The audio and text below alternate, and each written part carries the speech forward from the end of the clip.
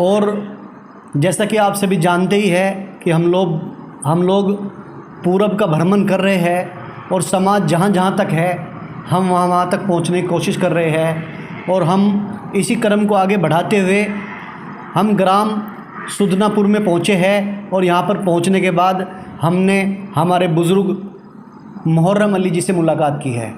और हमारे साथ मौजूद है हमारे अब्दुल समद उर्फ़ छेदी प्रधान जी, साबिर रज़ा जी, शहनवाज हुसैन जी और गुड्डू भाई हमारे साथ मौजूद है। और आज हम थोड़ी सी समाज के बारे में चर्चा करेंगे, क्योंकि हमारे पास एक ऐसी अजीमुशान हस्ती बैठी है जिन्होंने पूरब से पश्चिम तक का दौरा किया है, यानी कि समाज से जुड़े हैं और अपनी ज़िंदगी का एक अहम हिस्सा समाज को दिया है।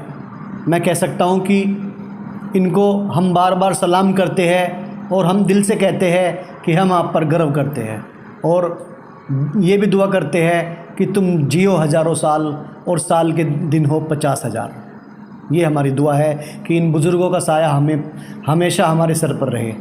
तो मुहर्रम अली जी, हम आपके पास पहुँचे हैं, आप हमारे बुज़ुर्ग हैं, तो आप बताइए थोड़ा सा मतलब कि आपका संघर्ष थोड़ा सा विस्तार से हमें बताएं तो आने वाली जनरेशन को भी पता लगेगा, समाज आपकी ये वीडियो देखेगा।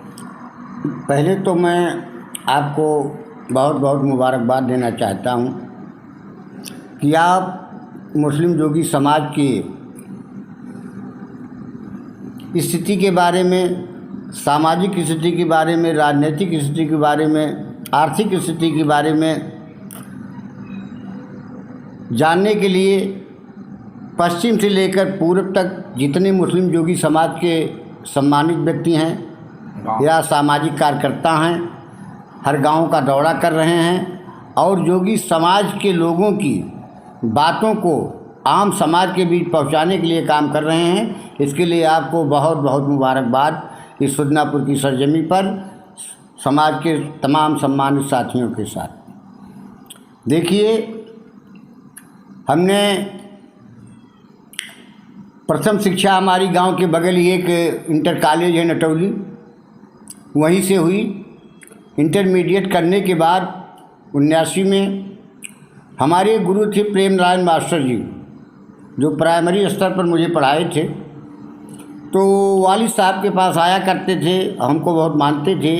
वालिद साहब हमारे इस इलाके के मुस्लिम पसमानदा समाज के एक सम्मानित व्यक्ति माने जाते थे।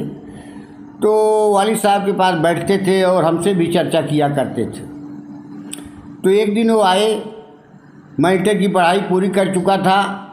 उन्होंने कहा कि देखिए, इसलिए मैं आपके पास आया हूँ कि काशीराम साहब ने DS4 का गठन किया है सन 81 में, और वो हिंदुस्तान की जितनी शोषित, वंचित, पिछड़ी जातियाँ हैं, उन्होंने एक नारा दिया है कि जिसकी जितनी संख्या भारी उसकी उतनी भागीदारी। तो मैं जानता हूँ कि आपका स्तर जो है दलितों से 20 गुना पिछड़ा हुआ है जोगी समाज का। न इस समाज में कोई MP है, न कोई विधायक है, न कोई प्रमुख है, न कोई जिला पंचायत है, न कोई प्रधान है। तो मैं चाहता हूँ कि आप राजनीति में सक्रिय भागीदारी शुरू करें और माननीय कांशीराम के साथ DS4 के माध्यम से राजनीतिक शुरुआत करें। तो मैंने मास्टर प्रेम नारायण के कहने पर DS4 में गहन अध्ययन लिया, प्रशिक्षण लिया और दिल्ली में कांशीराम साहब स्वयं पढ़ाते थे। प्रशिक्षण लेने के बाद हम लोगों की ड्यूटी जो है ग्रामीण स्तर पे लगाई गई। मैं प्रभारी नियुक्त किया गया सुल्तानपुर में। जी। और इसके बाद जैसे मुस्लिम नट है, जोगी है, फ़कीर है, धुनिया है, डफाली है, कंकाली है, महावत है, नट है, गौरिया है, इस तरह की जो पसमानदा जातियाँ थीं, जो शिक्षा विहीन थीं, उनके बीच हमने काडर कार्यक्रम शुरू किया कि शिक्षित बनो, संगठित हो, संघर्ष करो, आगे बढ़ो। उस वक्त से मैंने काम करना शुरू किया है। और इसके बाद जोगी समाज के बारे में मैं एक बार करोल बाग बंगला साहिब में कांशीराम साहब के साथ बैठा हुआ था। तो कांशीराम साहब के पास कुछ पत्रकार लोग आए और उन्होंने पूछा कि साहब, आपसे हम लोग पत्रकार वार्ता करने के लिए आए हैं। तो कांशीराम साहब ने कहा था कि हमारे संभावित विधायक भाई डॉक्टर मोहर्रम अली साहब हमारे बीच बैठे हैं, जोगी समाज के हैं। आप लोग इनसे सवाल को पूछिए और इनका इंटरव्यू लीजिए। थोड़ी देर बाद मैं फ्रेश होकर कार्यालय से बाहर आ रहा हूँ, तो आप लोगों के बीच बैठूँगा। तो पत्रकार बंधुओं ने हमसे सवाल करना शुरू किया, जिसमें स्वतंत्र भारत का एक पत्रकार था, उसने पूरे जोगी समाज के बारे में पूछा। हमने बहुत विस्तृत जानकारी दी कि हमारे पूर्वज इस देश के मूल निवासी थे। ख्वाजा माइनुद्दीन चिश्ती रहमतुल्लाह जब अजमेर शरीफ आए तो उन्होंने इस्लाम का प्रचार प्रसार करना शुरू किया। उसमें जोगी समाज बड़े पैमाने पर ख्वाजा साहब के सामने इस्लाम कबूल कर लिया और वो हिंदू से मुस्लिम बन गए, कन्वर्टेड मुसलमान हो गए। एक सवाल है मेरा, बहुत अच्छा लगा आपसे ये जानकारी हासिल करके कि आपने काशीराम जी के साथ में संघर्ष किया, बहुत अच्छा लगा। अब मैं थोड़ा सा ये जानना चाहूँगा आपसे कि आपने कहाँ कहाँ तक समाज में भ्रमण किया, क्या क्या जागरूकता मिशन समाज तक पहुँचाए, या आने वाले क्या लक्ष्य है आप जो समाज से चाहते हैं? तो स्वतंत्र भारत के पत्रकार ने बहुत विस्तृत रिपोर्ट छापी। जी जी। तो नज़ीर अहमद खिजरी साहब पान होली सहारनपुर उस पेपर को पढ़े। उन्होंने कई खत लिखा हमारे पास, क्योंकि मेरा पता उसमें पत्रकार महोदय ने छापा था।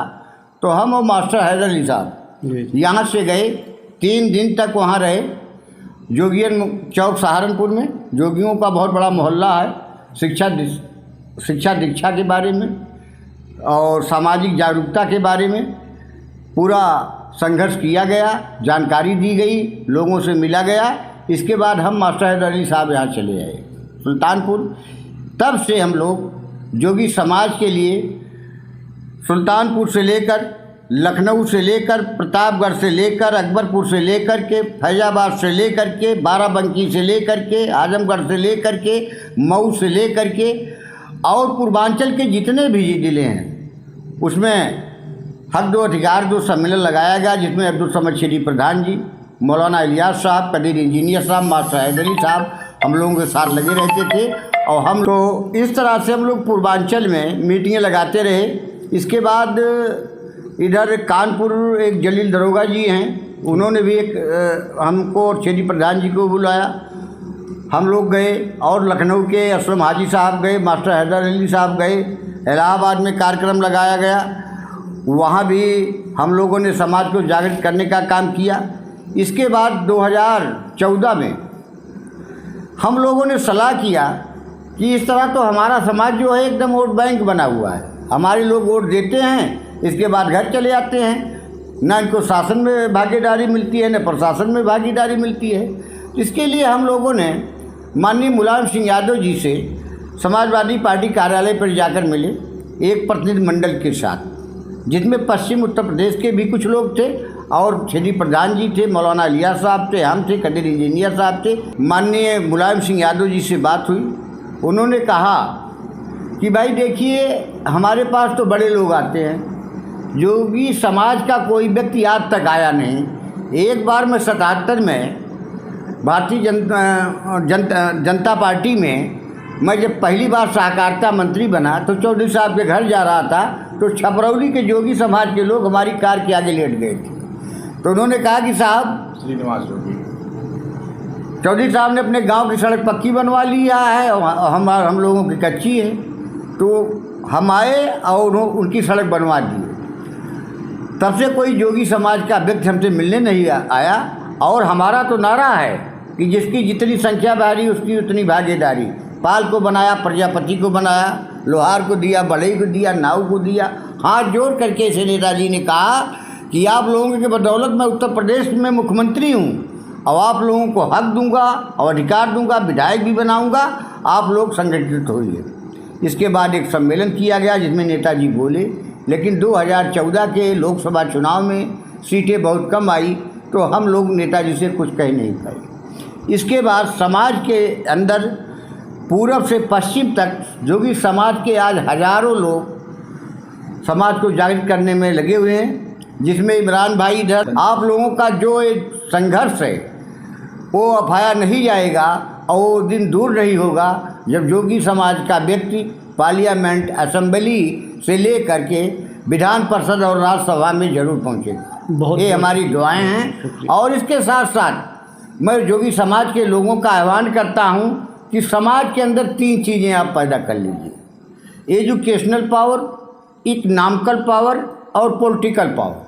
और जब 3 चीज़ें समाज के अंदर पैदा हो जाएंगी तो हिंदुस्तान में कोई ऐसी हस्ती नहीं है कि जिस परिवार में ये 3 चीज़ें पैदा हो गई या जिस समाज में 3 चीज़ें पैदा हो गई उस समाज को आगे बढ़ने से कोई रोक नहीं पाएगा।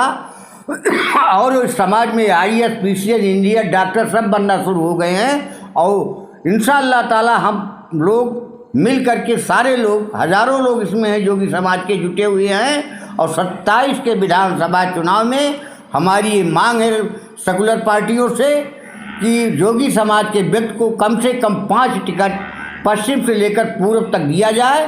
तब हमारा जोगी समाज ऐसे दल को समर्थन करेगा जो समाज हम लोगों को हक और अधिकार देगा। बहुत अच्छी बात आपने कही नेताजी मुहर्रम अली जी।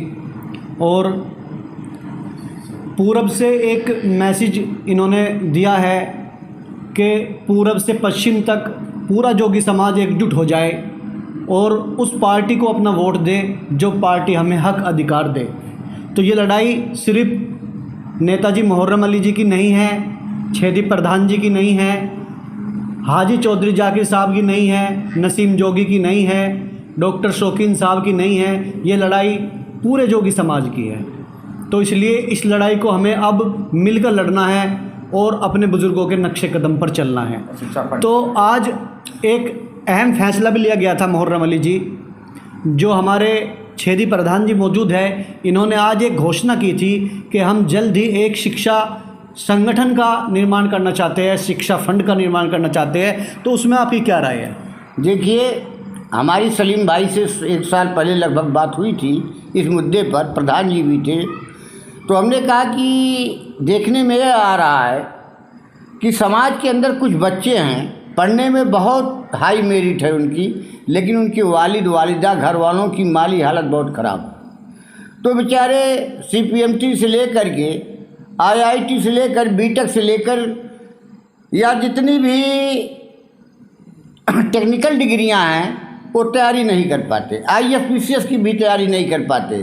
तो इसके लिए मुस्लिम जोगी शिक्षा फंड की स्थापना की जाए। बिल्कुल। और पूरे उत्तर प्रदेश के लोग गाजियाबाद से लेकर बलिया तक और बहराइच से लेकर के चित्रकूट तक 75 जिलों में जितने भी जोगी समाज के लोग हैं, हम सब लोग मिल करके दौड़ा करेंगे सेक्टर वाइज। पश्चिम के लोग 10 जिले दौड़ लें, पूरब के लोग 10 जिले दौड़ लें, पश्चिम के लोग 10 जिले दौड़ लें, उत्तर के लोग 10 जिले दौड़ लें, दक्षिण के लोग 10 जिले दौड़ लें। इसी तरह से 75 जिलों का दौरा हो जाएगा। और हम लोग कोशिश करेंगे कि आने वाले समय में कम से कम 500 मेंबर इस समाज के तैयार हो जाएंगे। जैसे आप लोग ज़कात देते हो, उसी तरह से हम ज़कात की तरह गरीब बच्चों की मदद के लिए अपनी कमाई से कुछ भाग दिया करो। ये हमारे आका का हुक्म भी है कि मोमिनो, अगर आपको तालीम के लिए चीन जाना पड़े तो चले जाओ। आका ने तो चीन जाने के लिए कहा, हम हिंदुस्तान के हैं, हमसे अच्छी हिंदी पूरी दुनिया में कोई नहीं बोल सकता।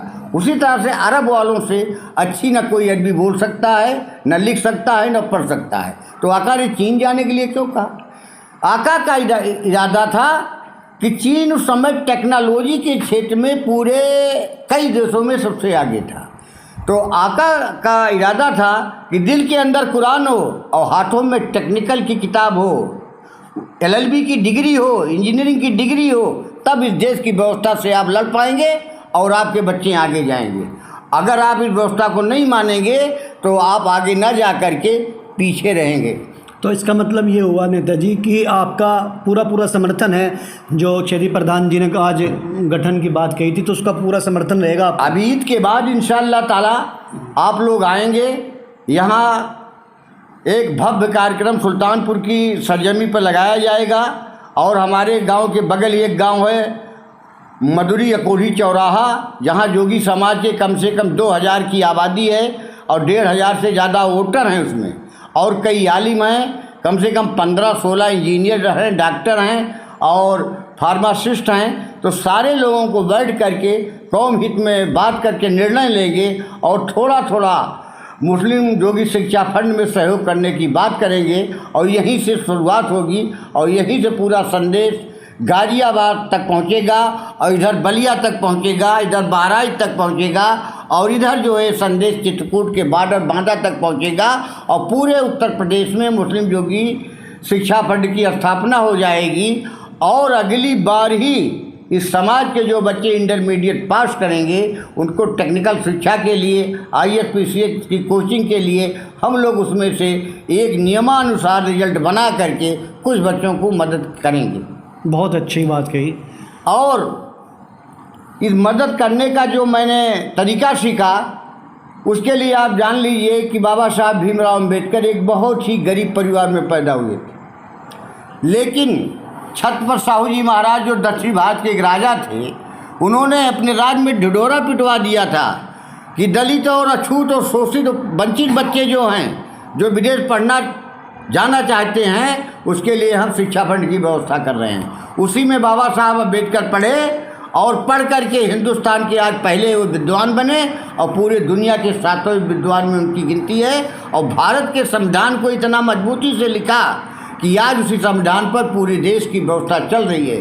तो हम भी चाहते हैं कि हमारे समाज में भी बाबा साहब भीमराव अम्बेडकर जैसे बुद्धिजीवी तैयार हों। तो हम समस्त जोगी समाज के लोगों से अपने बयान का समापन करते वक्त ये इल्तिजा या उम्मीद कर रहा हूँ कि हमारे जो भाई कई संगठन बना करके अपना काम कर रहे हैं, समाज हित में सब काम करना चाहते हैं, लेकिन जिस परिवार में बंटवारा हो जाता है वो परिवार उन्नति या प्रोग्रेस आगे नहीं कर पाता है।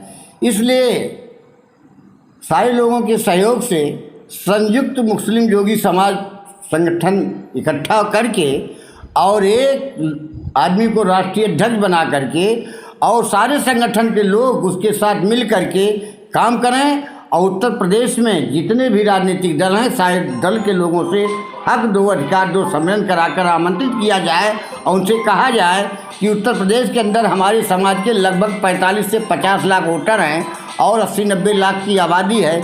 इस जोगी समाज को भी हक दीजिए, अधिकार दीजिए।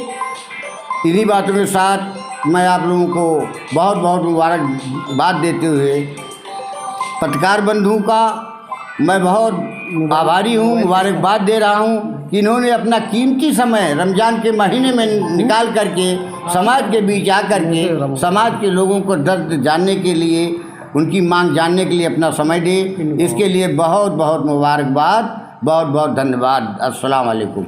साथियों देखो, अभी हमारे बुज़ुर्ग जनाब मुहर्रम अली जोगी साहब ने अपनी बात रखी और विस्तार से अपनी चाहती बताई।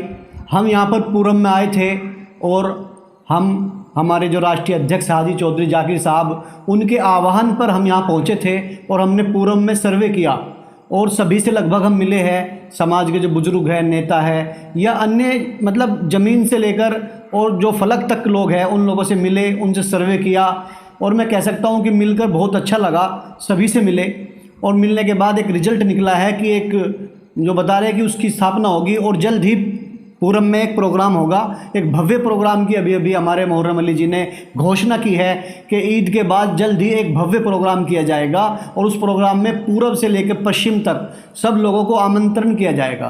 तो मैं मुबारकबाद पेश करना चाहता हूं कि इनका जो जज्बा है वो आज भी कम नहीं हुआ है, कल भी कम नहीं था और इंशाअल्लाह कभी ज़िंदगी में कम भी नहीं रहेगा और हम भी इन्हीं के नक्शे कदम पर चलते रहेंगे। खुदा हाफिज़।